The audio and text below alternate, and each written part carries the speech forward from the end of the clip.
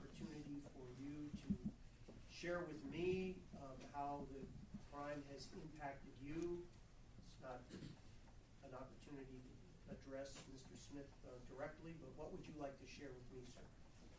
I'd just like to say that I lived in Detroit since the early 70s, and this changed my life in a way where I could never get back. And I used to never worry about looking over my shoulder when I come out of the house or go to work or whatever. Now, every time I make a move, I have to look around, wondering if somebody lurking in the bushes for me. And that's a hard feeling. I didn't realize all the time I spent here in Detroit, how much freedom meant. Now I realize it could be here today and gone tomorrow. And every time somebody come up to me, come behind me, I'm steady nervous and jumping, and that's a bad way to live the rest of my life. And I just hope that this young man could live long enough to repent himself and try to live a better life than what he was doing in the past.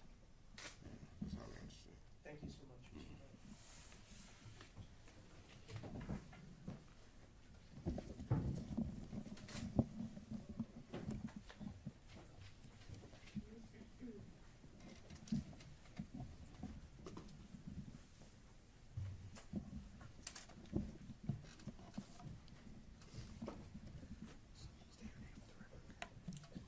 Hi, my name is Sabrina Session. Mr. Session, what would you like to tell me, please?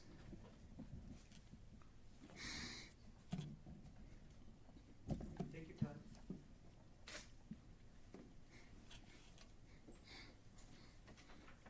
I just want to say that the day that this happened to me changed my entire life altogether. I too am a cancer survivor, and I thought that was the worst thing in the world to go through. Keep on radiation and everything. But this totally messed me up all around. I don't trust anybody. I can't. The day that this happened, my youngest daughter went away. She went away for the weekend, and she was coming back that night. And she called me and told me that she was going to be later. She wanted to come the next day. And all I can picture was her coming home and finding her father and I dead in the floor from a gunshot wound. The way it all happened was just, it was horrifying and it was scary. Okay. The way he came into my bathroom and ripped my necklace off and made me take my jewelry off, it was. And then in front of my son, who's handicapped, that's all he talked about for like a month, is how the bad man came in and made mommy lay down on the floor, with a gun. And this went on for like months. He would tell this to anybody that would listen to him. It's horrible and it's horrifying. I can never get back my before he entered into my life, before everything became chaotic, before anything. If I could get that back, I'd be fine. But I can't get that back. And it's hurtful. I don't trust anybody. Nobody. I trust nobody. If I didn't know you before, I don't want to know you after. You know what I'm saying? I'm just horrified now. He took everything away from me. My sense of security in my own home, in my bathroom. I mean, it's just bad. And I can't get it back.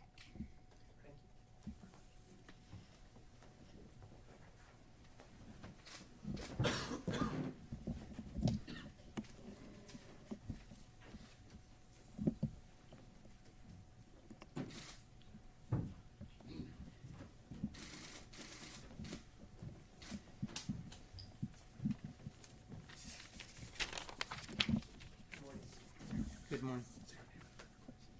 My name is Terrence Berg. May it please the court, thank you for giving me the opportunity to speak. I do want to start by saying that my family and I are extremely grateful for the hard work of the Detroit Police Department and the Wayne County Prosecutor's Office and the federal task force agents, all the work they put into this case that resulted in the successful prosecution of Mr. Smith and his co-defendants. The great, excellent police work that they did stopped a very dangerous group, and we're grateful for that. Mr. Moran told me that the victim statement might talk about how a victim has been harmed or how his life has been changed. And I understand and I agree and certainly sympathize with the statements that the other victims have made about their sense of security. I've given a lot of thought to this. I realize our case was only a small fraction of the criminal conduct that was presented in the trial. The court already heard the testimony about my own injury, and I have nothing to add to that. And there have been negative consequences, but there have been some positive consequences as well. If, because of what happened to me, Mr. Smith and his entire armed robbery ring was caught, then that's a very positive consequence in terms of the dangers that they were causing in our community.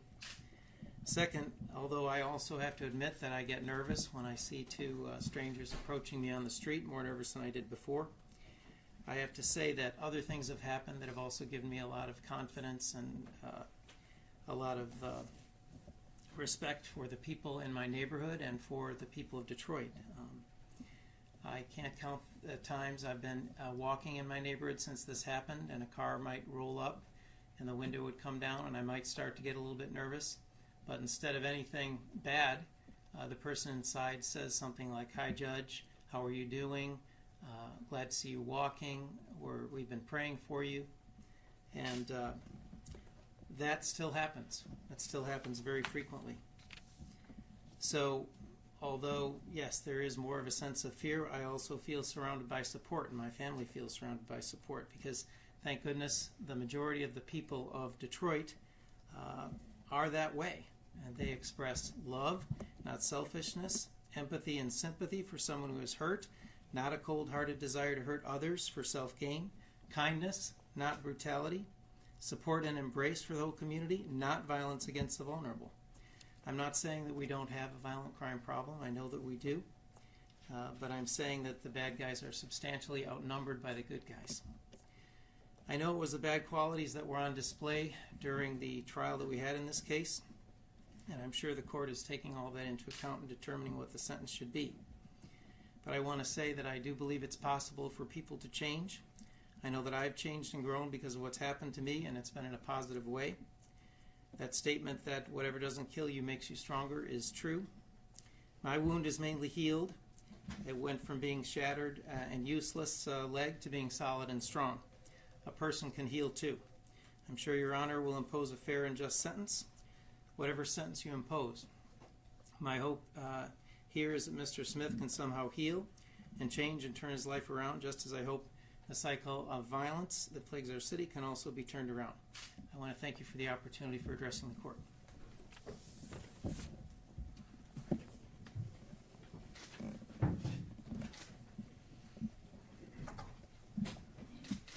There are other victims present who do not wish to address the court, Your Honor. I just let the record reflect that there are a number of them who are here for the purpose of observing the sentence. So with that, we have no additional victim impact statements. May I address the court as what I believe would be an appropriate sentence? Please. Your Honor, the people that submitted a sentencing memorandum, and I won't belittle the points that were made therein, but I would just indicate a couple of things. The sentencing guidelines are large in this case. They are up to 75 years or life for the defendant. But those are guidelines that he earned.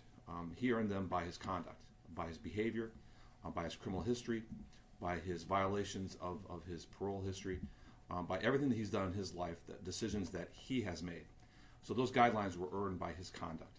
But what the guidelines don't reflect are a number of things. First, the testimony of the defendant. The court heard him testify, and he lied. He committed perjury.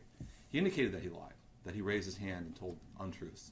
And then time and time again, he denied any involvement in spite of the overwhelming physical evidence that corroborates him. For example, the Ward Street robbery, where he said he wasn't there, but his gun was there and his cell phone was there, 3 minutes before the robbery took place, on the shooting on Ward Street. So again, he lied. The guidelines don't reflect that. The guidelines don't reflect the careless attitude and the disregard for the criminal justice system that the defendant has had. He was on parole for home invasion. Freshly 15 minutes out of prison, he decides that he's going to buy a gun. He decides that he's going to continue his criminal ways, not by doing home invasions, which is what got him to prison in the first place, but by victimizing senior citizens, by buying a gun and robbing people. And he didn't stop at one gun, he bought 2 guns. Didn't stop at 2 guns, he had laser pointers. He had magazines. Those are all indications that are not reflected in the guidelines. But perhaps the most important thing the guidelines don't reflect is the sentiment of Miss Hazel Stewart, Mr. and Mrs. Stewart, and Miss Session, when they say that this isn't something that you can put a Band-Aid on. Being a victim of a robbery in your own home, or being shot at, or being victimized is not something that goes away. And the guidelines don't reflect that. The guidelines don't reflect the fact that these victims are victimized again and again and again. Their lives have been changed. They don't feel safe in their own home because of what this man did. And that it doesn't reflect the guidelines. So I'm saying to the court could go over the guidelines. We would ask for a sentence within the guidelines, because I think the guideline range is sufficient. But those are considerations that are not reflected. The defendant chose to participate in a conspiracy to rob senior citizens because he didn't want to get a job. He was a coward. He wanted to take things from other people. Personal items can be replaced. Jewelry, televisions, cash can all be replaced. But the sense of security that's lost by all of these victims, and there are up to 16 different victims identified with this conspiracy, the sense of loss of security and hopelessness can never be got back by the victims, all because of this man. And the court should sentence him based on his conduct. We'd ask for an appropriate sentence. Thank you, Mr. Mr. McWilliams. Yes, Your Honor. Thank you very much. We were here in trial, Your Honor, for nearly 3 weeks. It was arduous, not only during the period of time that we were actually here, but the preparation for this matter. Mr. Smith continuously maintained his innocence in this particular case. And during the course of the trial, he continued to be under the presumption of innocence. With the jury verdict, he lost that presumption. And now he believes in himself and his continuing innocence and wishes to proceed with his appellate rights, of course. I think he will speak and has spoken to the probation department through the pre-sentence investigation report that you have, very tersely saying that he is innocent. He will appeal, exercise his appellate rights, continuing his belief of his innocence. Certainly we've seen an array of victims in this case, and we're worried about the community, and we're worried about the individuals. And so therefore, Your Honor, I think we're faced with the facts that we have to abide by in the case. I know that Mr. Smith may in fact want to say something more. He's not required to, but we'll see. Thank you very much. All right. Mr. Smith, this is the date and time scheduled for sentencing. You are not obligated to speak. I understand what you commented in your pre-sentence report interview, but you do have the opportunity to speak if you wish. Is there anything you would like to say at this time, sir? Yeah. Okay. What would you like to say, sir? Well, I just wanted to say something sick.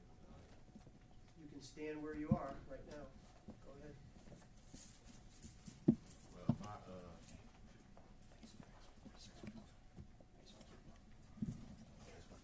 Well, my condolences go out to the victims or whatever.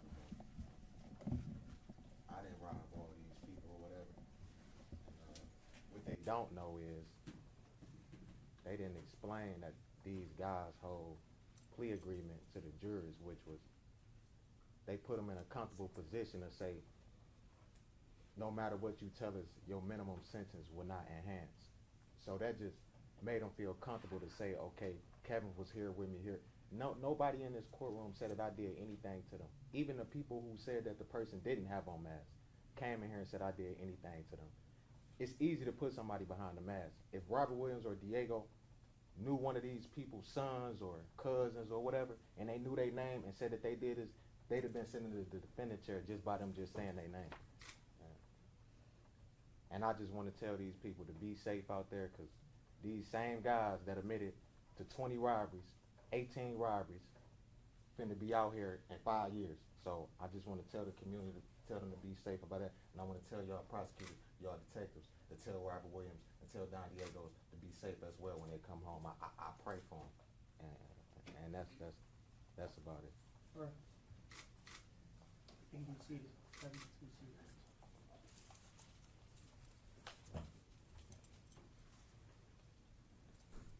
The sentencing guidelines scored in this particular case are a minimum sentence of 270 months to 900 months or life in prison.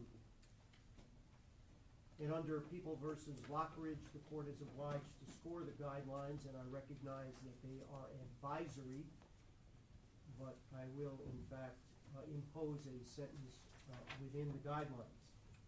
I also want to indicate preliminarily that in terms of hearing the victim impact statement from Judge Berg, that information can in fact be considered by the court pursuant to People versus Ewing, found at 435 Michigan 443, a 1990 Michigan Supreme Court decision that says that as long as the court is satisfied by preponderance of the evidence that the defendants took part in the armed robbery, that can be considered for purposes of this sentence.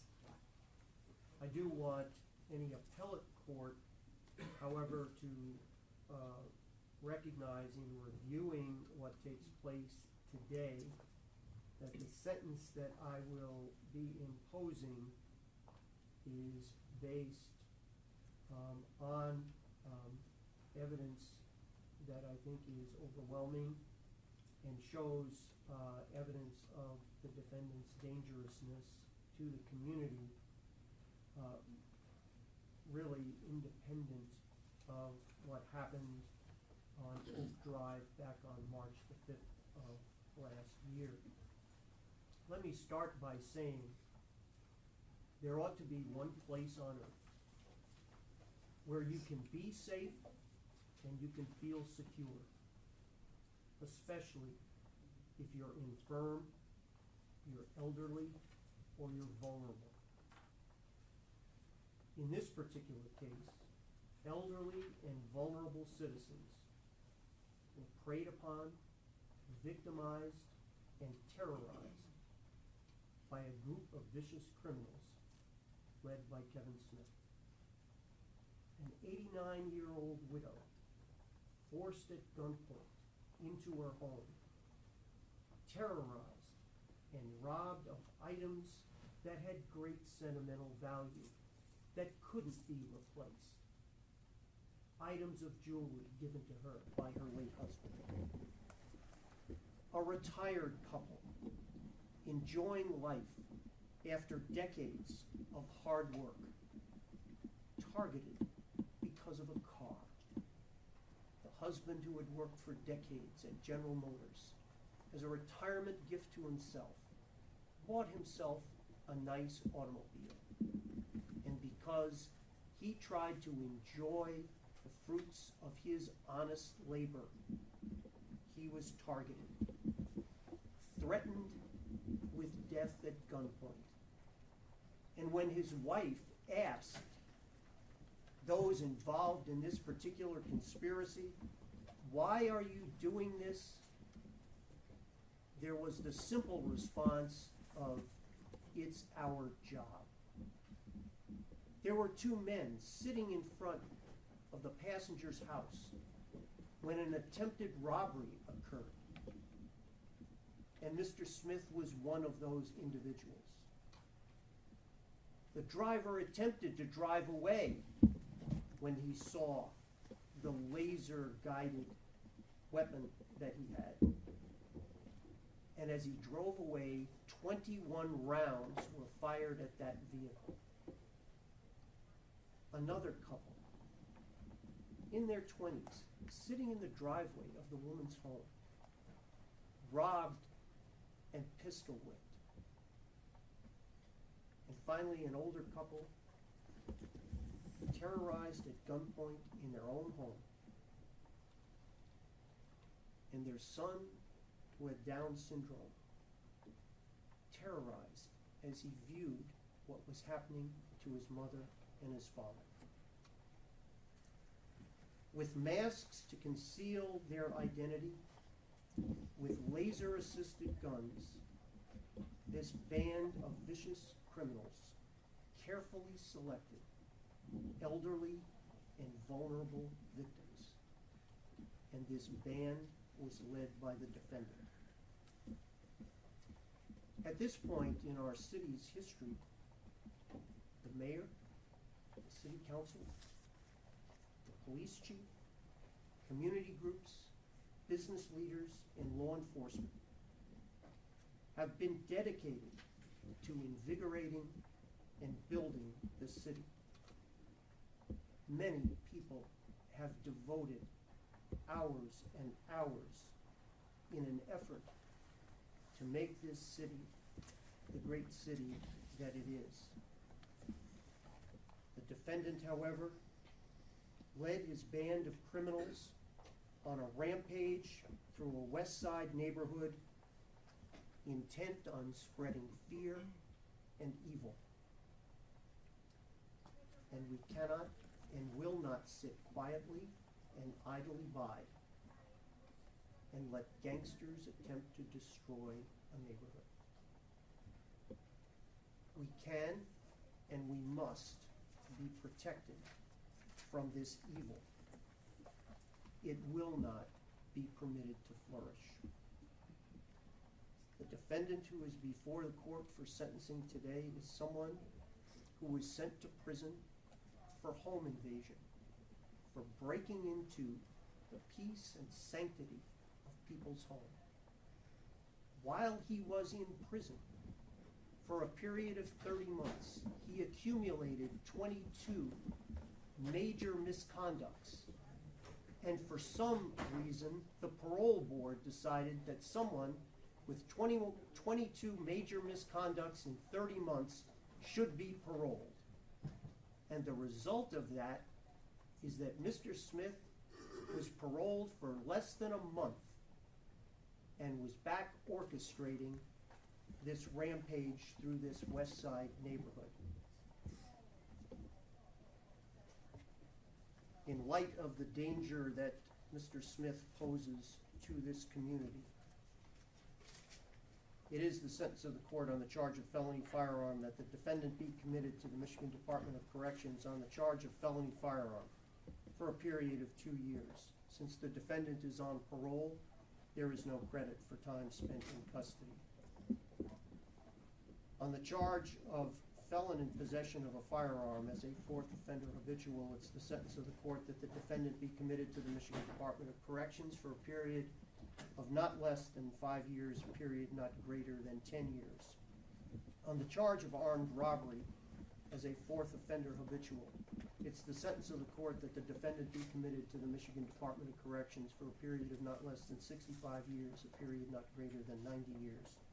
There's no credit for time spent in custody. The armed robbery sentence is consecutive to the felony firearm sentence. The armed robbery and felon in possession charges, fourth offender habituals, are concurrent with one another. There's a $130 state cost, $130 crime victim assessment fee, court costs of $1,300, and attorney fees of $1,000. Mr. Smith has the right to file a claim of appeal with the Michigan Court of Appeals. If you choose to do so, you must do so within 42 days. If you can't afford to hire an attorney, the court will appoint an attorney and furnish the attorney with portions of the transcript and record that may be needed. That has to be done